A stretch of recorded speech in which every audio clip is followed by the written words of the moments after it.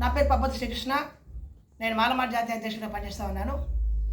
కొల్లాపూర్ నియోజకవర్గం ములచింతపల్లిలో ఆదివాసీ మహిళను ముగ్గురు ఇసుక మాఫియా గుండాలు అత్యాచారం చేసి ఆమె శరీరం అంతా పచ్చికారం దంచి మొత్తం పూసి అది చాలక పెట్రోల్ పోసి తగలబెట్టే ప్రయత్నం చేసిండ్రు. ఇది సభ్యత సిగ్గుతో తలదంచుకోవాలి. ఈ రోజు వరకు ముఖ్యమంత్రి ఎందుకు మాట్లాడలేడో నాకు అర్థం కావట్లేదు. ఇంతవరకు ముఖ్యమంత్రి దగ్గర హోమ్ మినిస్టర్ ఉంది కదా, ఆయన కూడా ఎందుకు మాట్లాడారో అర్థం అవుతలేదు. ఎందుకు మాట్లాడారంటే is not belongs to scheduled tribes, is from upper caste community.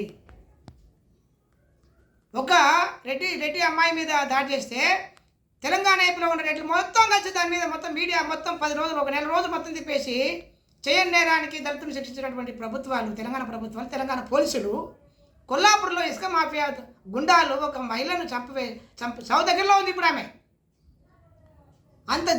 అంత దుర్మార్గం జరుగుతూ ఉంటే మరి ఎటుపోయింది ముఖ్యమంత్రి? ఎటుపోయినాడు? ఇంటెలిజెన్స్ రిపోర్టింగ్ పోలీసులు ఎటుపోయినారు? క్రైమ్ బ్రాంచ్ వాళ్ళు ఏం చేస్తున్నారు? లోకల్ పోలీసు వాళ్ళు ఏం చేస్తున్నారు? లోకల్ మీడియా ఏం చేస్తూ ఉంది? అక్కడ ఉన్నటువంటి మంత్రి గారు జూపల్లి గారు సొంత నియోజకవర్గం అది తెలంగాణలో చాలా పెద్ద మనిషి, రాజకీయాలు చాలా ఆరితేరినటువంటి పెద్ద మనిషి. మరి నీకే సిగ్గు అనిపిస్తలేదా? ఇది మంచి చర్య కాదంటున్నావు సుర్రపుతలే, కానీ మంచి చర్య కాదు, దుర్మార్గమైన చర్య. ఆ ఇసుక మాఫియాలో నీకు బాగుంటే మాత్రం బాగా ఉన్నా లేకపోయినా ప్రతిపక్షమైనా అధికార పక్షమైనా ఆడు ఏ కులం వాడైనా పర్వాలేదు, మాకు ఖచ్చితంగా అత్యాచారం ఈ దుశ్చర్యకి ఎవరైతే పాల్పడినరో వాళ్ళ మీద అటెంప్ట్ మర్డరు, అట్రాసిటీ, నిర్భయ, దీంతో పాటు లైఫ్ లాంగ్ ఇంప్రిజన్మెంట్ వేస్తే తప్ప మానాడు వెనక్కి తగ్గదు. ఒకవేళ వాళ్ళు బయట తీసుకొని కనుక బయటకు వస్తే ఖచ్చితంగా ఈశ్వరమ్మ అనే చెంచుమైలకు ఎట్లా అన్యాయం జరిగిందో, ఎంత దుర్మార్గంగా వీళ్ళు చిత్రించడం చేశారో అట్లనే మేము వాళ్ళ ముగ్గురిని కట్టేసి